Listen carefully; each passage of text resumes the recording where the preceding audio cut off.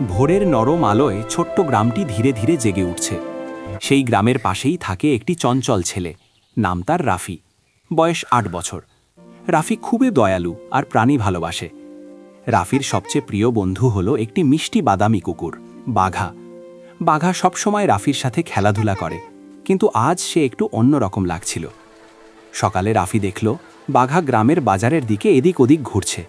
রাফি বলল, বাঘা, তুমি এখানে কেন? বাঘা ফালকা করে ভুঁ ভুঁ করে উত্তর দিল, যেন বলছে, আমার খুব খিদে পেয়েছে।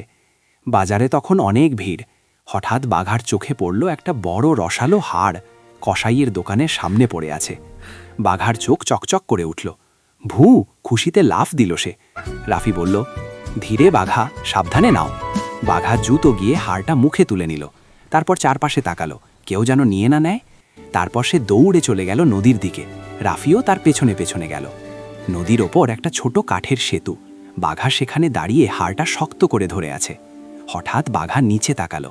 সে দেখল জলের ভেতরে আরেকটা কুকুর, তার মুখেও একটা হাড়। বাঘা অবাক হয়ে ভাবল, ওর হাড়টা তো আমারটার চেয়েও বড়। তার চোখে লোভ চলে এলো।